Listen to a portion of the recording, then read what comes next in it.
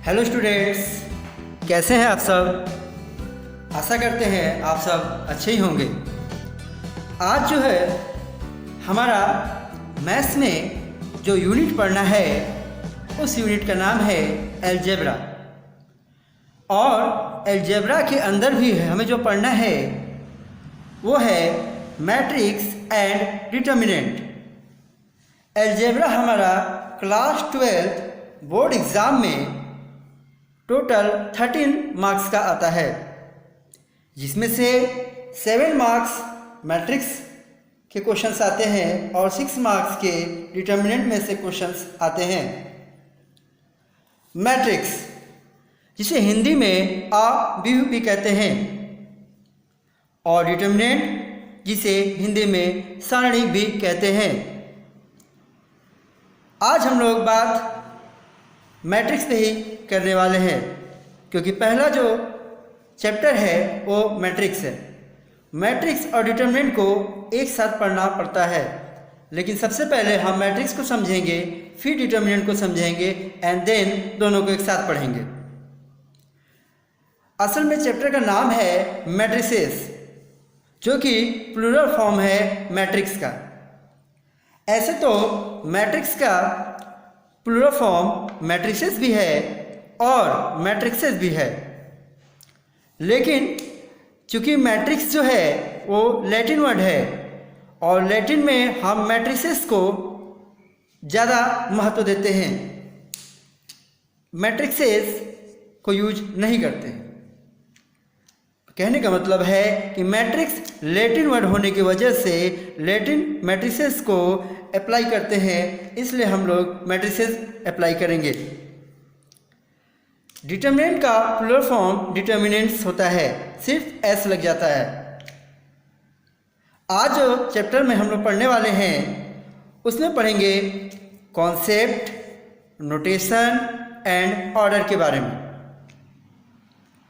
आप देख रहे हैं कि ये 7 मार्क्स के क्वेश्चंस इसमें से आते हैं, इसमें से 6 मार्क्स के आते हैं। तो आइए अब देखते हैं मैट्रिसेस क्या है। A rectangular arrangement of m elements in the form of an order set of m rows, each row consisting of an order set of n elements is called an m by n matrix। यहाँ पे आपके सामने एक arrangement बना हुआ है। Matrices एक arrangement को ही कहते हैं, बट उस अरेंजमेंट का एक तरीका होता है। जैसे यहाँ पे तरीका दिया गया है, हमने यहाँ पे एक ए मैट्रिक्स लिया हुआ है। यहाँ पे A11, A11, 12, A13, A21, A22 ये सभी लिखे हुए जो हैं इन्हें हम एलिमेंट्स कहते हैं। एलिमेंट्स या एंट्री कह सकते हैं, या तो एलिमेंट्स कहेंगे या तो एंट्री कहेंगे। यहाँ पे देखिए ये 11 क्यों लिखा हुआ है, इसका क्या मतलब है। ये 12 क्यों लिखा हुआ है, ये 13 क्यों लिखा हुआ है। आइए देखिए आखिर ये क्या है। सबसे पहले यहाँ पे लिखा हुआ है कि हम मैट्रिक्स को ब्रैकेट में दिखाएंगे या पैरेंथेसिस में दिखाएंगे। हम लोग जनरली ब्रैकेट में दिखाते हैं, जिसे आम भाषा में हम लोग बिग ब्रैकेट भी कहते हैं। इस तरीके से आगे बढ़ते हैं। मैं बता रहा था कि 11 क्या है। ये जो मैं लाइन खींच रहा हूँ इसको कहते हैं रो।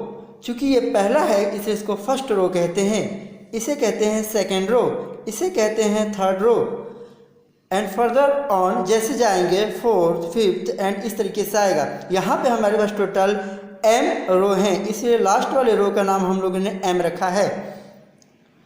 जो हॉरिजॉन्टल लाइंस हमने खींचा है ये रो कहलाता है, और जो वर्टिकल लाइन मैं खींच रहा हूँ वो जो वर्टिकल लाइंस में उन्हें हम कॉलम कहते हैं। अब देखिए इसका क्या मतलब हुआ। अगर A11 क्या शो करता है, ये अपना पोजीशन बताता है। जैसे कि यहाँ पे 1 लिखा है, यहाँ पे भी 1 लिखा है। इट मीन्स ये पहले रो का पहले कॉलम का एलिमेंट है, माने ये वाला एलिमेंट हुआ। A12 का क्या मतलब हुआ। A12 पहला रो दूसरा कॉलम, क्योंकि ये हमारा पहला रो है लेकिन ये हमारा दूसरा कॉलम है। आइए इसको और विस्तार से समझते हैं। आइए मैट्रिक्स को समझने के लिए एक एग्जाम्पल लेते हैं। यहाँ पे एक एग्जाम्पल लिया गया है ए का जो पहला एलिमेंट है वो है 2। 2 का पोजीशन क्या होगा? अगर हम देखें हॉरिजॉन्टली तो 2 पहले पोजीशन पे है एंड वर्टिकली भी 2 पहले पोजीशन पे है, इसलिए 2 का जो पोजीशन होगा उसे हम कह सकते हैं ए यहाँ पे 2 को रिप्रेजेंट कर रहा है 1 1 1। पहला जो है 1 रिप्रेजेंट कर रहा है रो को, दूसरा जो रिप्रेजेंट कर रहा है वो कॉलम को रिप्रेजेंट कर रहा है। आइए -3 का पोजीशन देखते हैं।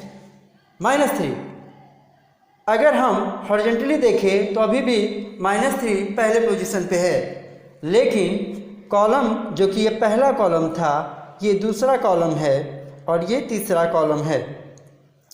दूसरा कॉलम आपको दिख रहा होगा। और हॉरिजॉन्टली अगर हम बात करें तो ये पहला है, ये दूसरा है, ये तीसरा है और ये चौथा है।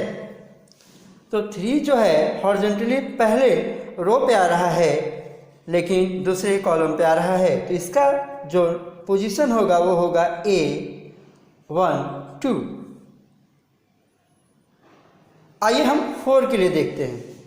4 को अगर हम हॉरिजॉन्टली देखेंगे तो तीसरा रो है, तो हम यहाँ पे लिखेंगे A 4 को रिप्रेजेंट कर रहा है। अगर आप ये नहीं लिखना चाहते हैं तो कोई बात नहीं, 4 लिख लीजिए। इसके नीचे यहाँ लगाएंगे 3 बाई, और ये कौन से कॉलम को रिप्रेजेंट कर रहा है? ध्यान से देखिए, ये दूसरे कॉलम को रिप्रेजेंट कर रहा है, तो इसका पोजीशन हुआ 3/2। एक लास्ट और देखते हैं -√3 का। आप भी देखिए, इसके सामने देखेंगे कौन सा रो है, तो आप पाएंगे ये चौथा रो है, और इसके सामने देखेंगे कॉलम कौन सा है, तो आप देखेंगे तीसरा कॉलम है, यहाँ पे 3 लिखेंगे, तो इसका पोजीशन हुआ 4/3। एक 7 का भी देख ले हम। 7 का रो है 4 एंड कॉलम है 2, तो ये हुआ 4/2। इसी प्रकार हम किसी भी एलिमेंट का देख सकते हैं। ये जो हमारा मैट्रिक्स है वो 4/3 का है। हम इसे 4/3 पढ़ेंगे। A is called a matrix of order या type of 4/3 in compact form। Compact form में हम लोग करते क्या हैं, जैसे इतना बड़ा हमें लिखना है, हम इसे छोटे फॉर्म में लिखेंगे। आई रिप्रेजेंट करता है रो के पोजीशन को, जे रिप्रेजेंट करता है कॉलम के पोजीशन को, और यहाँ पे हम लिख सकते हैं आई जो होगा 1 से ग्रेटर होगा और इक्वल टू होगा but less than equal to m, and J जो होगा 1 से बड़ा होगा, बराबर भी हो सकता है, बल्कि होगा ही, और n से क्या होगा, छोटा होगा और बराबर होगा। ये कॉम्पैक्ट फॉर्म में लिखने का तरीका है।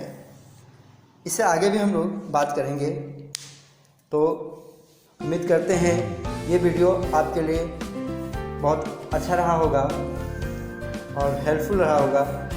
अपना ख्याल रखें। Take care, good bye. मिलते हैं अगले वीडियो में।